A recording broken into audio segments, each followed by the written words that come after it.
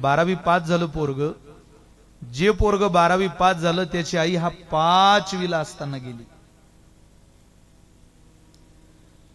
बापाची अवस्था जर विचाराल तर त्या बापाला हात नाही, अपंग हात नाही बापाला. आणि तो बाप दुसरा विवाह न करता पोराला शिकवतोय. कसा बसा 10वी मुलगा पास झाला, त्याची 12वी झाली. प्रयत्न पराकाष्ठेचे होते, अत्यंत निकराचे होते. त्या पोरानं एक दिवस घरात लेटर मिळवलंच. लेटर म्हाताऱ्या बापाच्या हातात आलं. केशवगिरी सोनगिर गोसावीचा बाप पोराच्या हातात लेटर देतोय. मला कुठं वाचता येईल का? पोरानं ते लेटर उघडलं. त्यात नोकरीची बातमी होती. मराठा बटालियन मध्ये तुझा सहभाग झालेला आहे, फोर्स मध्ये सहभागी होण्याचा सुयोग तुझ्या जीवनामध्ये आलेला आहे. या संधीचं सोनं करा. हे लेटर वाचलं. नोकरीचं आलेलं लेटर घरामध्ये आनंद निर्माण करणार असतं, पण केशवगिरी सोनगिर गोसावी नावाचा एक मुलगा ते पत्र वाचून रडायला लागला.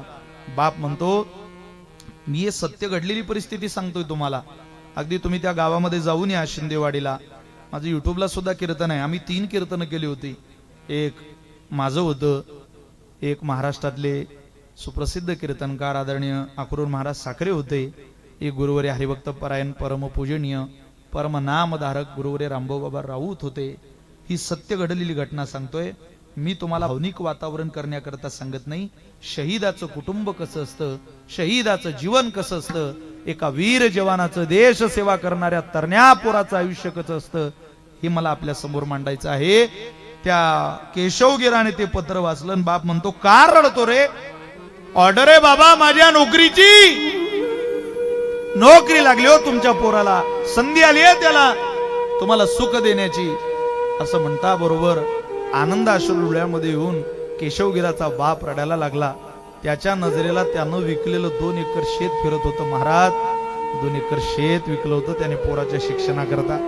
काही नव्हतं ना हो, गोसावी समाज मागून उदरनिर्वाह करावा हे त्यांचं जीवन होतं.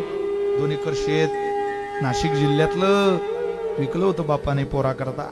नजरेला जमीन फिरत होती, पण एका बाजूला पत्रातून मिळणारा जमिनीचा आशीर्वाद सुद्धा नजरेला होता. एका काळजाचा तुकडा विकला, पण काळजाच्या तुकड्याला विकून मी हा दुसरा काळजाचा तुकडा जगवण्याचं पाहिलेलं स्वप्न माझ्या भगवंताने आज पूर्ण केलं. बाप म्हणतोय, जा. नाही जाणार मी बाबा. का रे? मी जर सीमेवर गेलो ना तर माय गेल्यापासून हात नसलेल्या बापाला एका हाताने चुलीवरती भाकरी थापताना याच डोळ्यांनी पाहिलंय हो बाबा. मी सीमेवर लढायला गेल्यानंतर अपंग हाताचा भाकरी बनवेल हे आठवलं ना मला तिथे, तर माझ्या हातातली बंदूक समोरच्या शत्रूवर नाही चालणार बाबा. कारण युद्ध करायला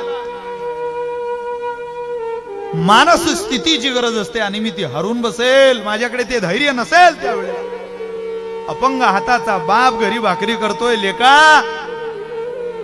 आणि तू सीमेवरती आला फक्त पैसा करता, पोटा करता? नाही रे बाळा, पैसा करता नाही, तुझ्या बापाचा आणि तुझं स्वप्न साकारण्याकरता तुला सहभागी व्हायचंय तुझा. लेका, बापाची काळजी करून जर पोरग सीमेवरती जात नसेल तर गुलामगिरीत ज्याच्या बापानं आयुष्य काढलं त्या छत्रपती शिवाजी महाराजांनी हा विचार जर केला असता तर या हिंदवी स्वराज्याची संस्थापना माझा राजा कधीच करू शकला नसता. स्वतःच्या शरीराची पर्वा करत ज्याने आपला धर्म बुडवला असता तर या शंभू राजाच्या मरणाचा इतिहास या भारत मातेला आणि या महाराष्ट्राला उभ्या आयुष्यात कधी नजरेला दिसला नसता. मित्र काय असतो,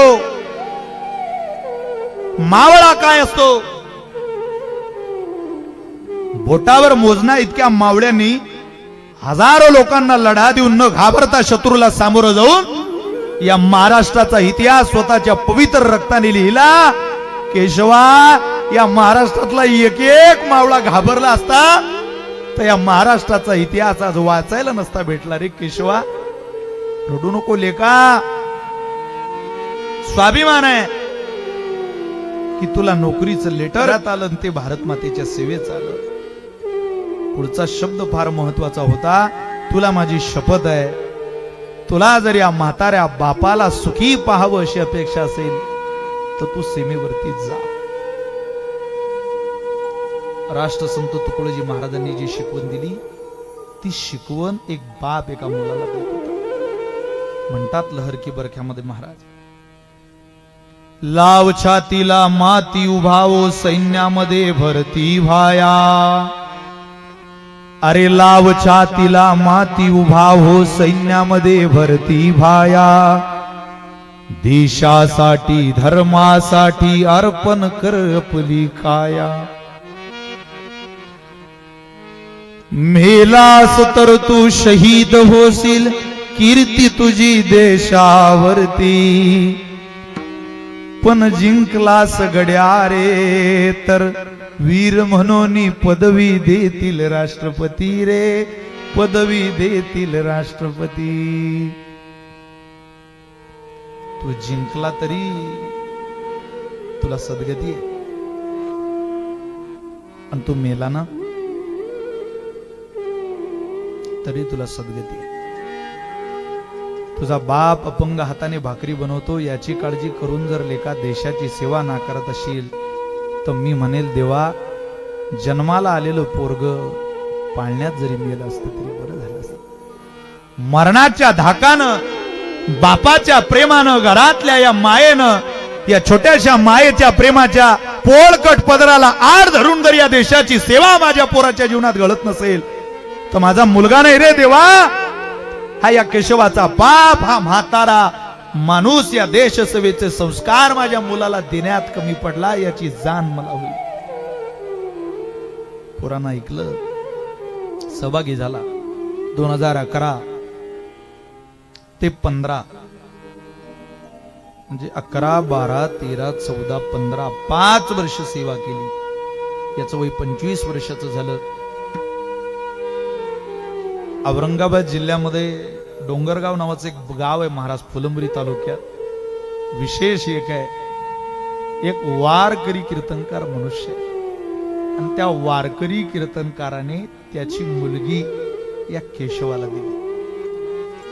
कीर्तनकाराच्या मुलीबरोबर विवाह झाला, प्रपंच सुरू झाला. 2-3 महिने घरी राहिला.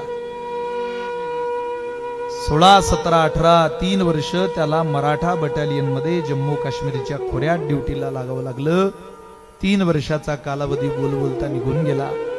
1-2 महिन्यात सुट्टी मिळेल तसं घरी यावं, काही दिवस राहावं, परत जावं.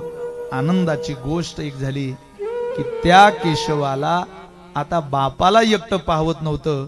एक वेगळा आनंद त्या घरामध्ये होणार होता. केशवाच्या बायकोला दिवस गेलेले होते. केशवाच्या बाईला दिवस गेले. हा जम्मू काश्मीरमध्ये खोऱ्यात आणि इकडे बायको गर्भवती आहे. पण तिला 4था महिना झाला, 5वा झाला, 1 महिना उलटत जायचा. आनंदाची घडी जवळ यायची. बायकोला दिवस गेल्यानंतर घरचं वाहन नसेल तरी 4 व्हीलर गाडी भाड्यानं सांगून माणूस काळजी करून बुलढाण्याला तिला हॉस्पिटलला नेतो ना. का? तिच्या करता नाही, तिच्या समाधाना करता नाही, आनंदा करता नाही. तिनं आपल्या करता केलेला त्याग, आपल्याला भर तारुण्य आपल्या नावावरती करून तिच्या पोटात असलेलं माझं बाळ, माझ्या कुटुंबाचा वारसदार जी जन्माला घालणार आहे त्याची जाण बापाच्या अंतकरणात असते. म्हणून त्याला न्यावं लागतं. पण वाटत होतं त्या केशवाला, मी नाही नेऊ शकत माझ्या पत्नीला हॉस्पिटलला, नाही करू शकत व्यवस्था. कुटुंब ही जबाबदारी सांभाळण्याचं कर्तव्य प्रत्येकाचं असलं तरी मी ते आज नाही सांभाळू शकत आहे. पण प्रार्थना तर करू शकतो ना, देवा सुखी ठेव रे माझ्या पत्नीला. तिच्या पोटात जे बालक आहे त्याला तुझा आशीर्वाद असू दे. घरात दाढी वाढलेला म्हातारा, तोंडावरती सुरकुत्या वळ्या पडलेला माझा बाप आहे. विशेष म्हणजे काम करण्याकरता त्याला हात नाही रे देवा. मला सहकार्य करणार तुझ्याशिवाय कोणी नाही. माझ्या बापाचं आरोग्य, माझ्या पत्नीचं आरोग्य तुझी कृपा असू दे रे देवा. तिथूनच प्रार्थना करणाऱ्या त्या जवानाच्या पत्नीचे दिवस भरत गेले. दिवसामागे दिवस निघत गेले. 2018 भाऊबीजेचा दिवस आणि भाऊबीजेच्या दिवशी माहेरची अनेक मंडळी आली. त्या बाईला 9 महिने पूर्ण झाले होते. 7व्या महिन्याला तिची ओटी भरलेली होती. आज पुन्हा तिचं ओवाळणं होतं. तिची ओटी भरायची, तिला घेऊन जायचं. आता माझ्याकडे तिचा सांभाळ करायचा. बापही आलेला, माहेरची अनेक मंडळी आलेली.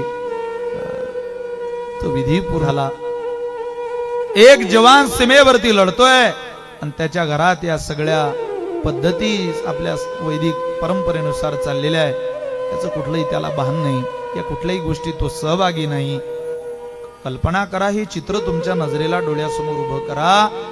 ज्या वेळेला भाऊबीजेची रात्र संपत आली, 2018चा तो काळा भाऊबीजेचा दिवस,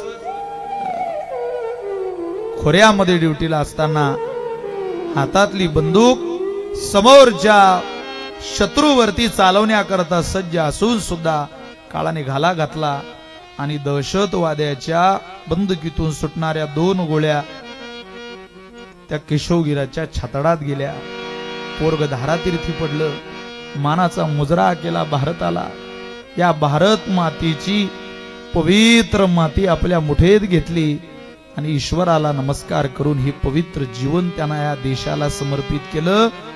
पाहता पाहता रात्र उलटली.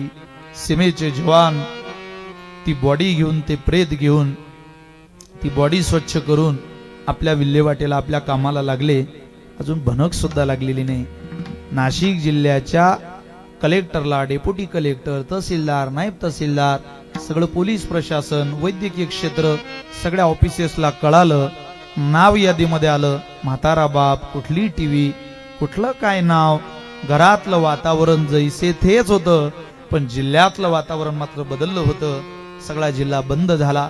5-10 हजार, 15 हजार, 20 हजार, 25 हजार, जवळजवळ 40 हजार लोक भरा भरा भरा भरा भरा भरा सकाळच्या दिशेने, सकाळी त्या शिंदेवाडीच्या दिशेने निघायला लागली. काय होतंय, काय कार्यक्रम आहे आज गावात, काही कळत नाही बुवा. काय चाललंय आज, हे काय आहे आमच्या गावात, कसली गर्दी आहे. पोलिस खूप येत आहे, स्त्रिया रांगोळ्या काढताय, अनेक मंगल वाद्य वाजताय.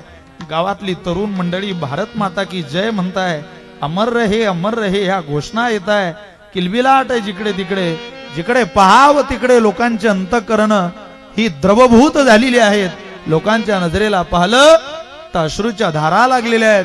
वारकरी माणसं आहेत, नास्तिक माणूस, वाईट माणूस, पिणारा माणूस सुद्धा आजच्या दिवशी मला चांगला दिसतोय. माझ्या गावात कसला सण आहे म्हणे गड्यात. आज दिवाळी तर नाही रे, पण दिवाळीच्या दिवशी सुद्धा लोकांचा अहंकार कमी होत नाही.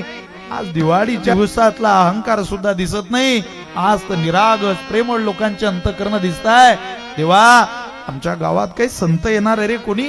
मनातल्या मनात हे सगळं दृश्य बाप न्याहाळत होता, पण थोड्या सुद्धा या प्रसंगाची जाण बापाला, स्वतःच्या पत्नीला झालेली नव्हती. तुमच्या डोळ्यातली अश्रू मला सांगता आहेत की ती परिस्थिती काय असेल ती आपण सुद्धा अनुभवलेली आहे. हेलिकॉप्टर उतरलं. तिरंग्यामध्ये लपेटलेली बॉडी ज्या वेळेला हेलिकॉप्टर मधून बाहेर काढली, त्या क्षणाला बापाला सांगितलं, बाबा, ओ गोसावी बाबा, तुमचा मुलगा आलाय ओ घरी. मुलगा आलाय म्हणता बरोबर या परिस्थितीची जाण झाली. अरे देवा, पिकलेलं पान जसंच्या तसं ठेवलं आणि हिरवं पान गळून माझ्या हातात दिलं. काय केलं रे देवा. हंबरडा फोडला, बाप जमिनीवरती पडला.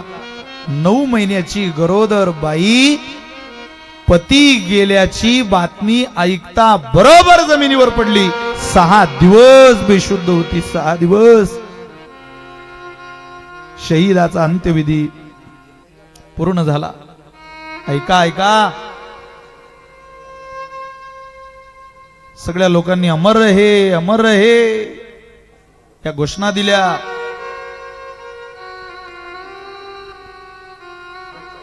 प्रसंग तर असा आहे, 6 दिवसाने बायको ज्या वेळेला शुद्धीवर आली, त्यावेळेला त्या बाईने एका मुलीला जन्म दिलेला होता.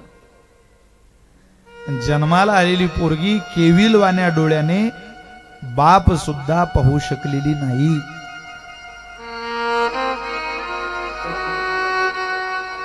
आजही त्या केशवगिराची पत्नी, केशवगिराचा बाप 1,00,000 रुपयाचं स्मारक बांधून देवासारखी आपल्या मुलाची पूजा करतोय. देवासारखी. आठवतं, देशासाठी, धर्मासाठी, स्वाभिमानाकरता, आपल्या कुटुंबाची वाटचाल योग्य नेण्याकरता त्या तरण्या बांडपोराने आपलं जीवन समर्पित केलं या माऊलीला. इंचभर छाती कमी असली ना मलकापूरकर, तरी फौजमध्ये सहभागी होता येत नाही. पण चिंदळ्या चिंदळ्या झालेल्या देहाचे मांसाचे तुकडे जरी मलकापुरात आले तरी आनंदानं स्वीकारावं लागतात. हा राजपूत परिवाराचा आदर्श आपण घेऊन जगलो पाहिजे.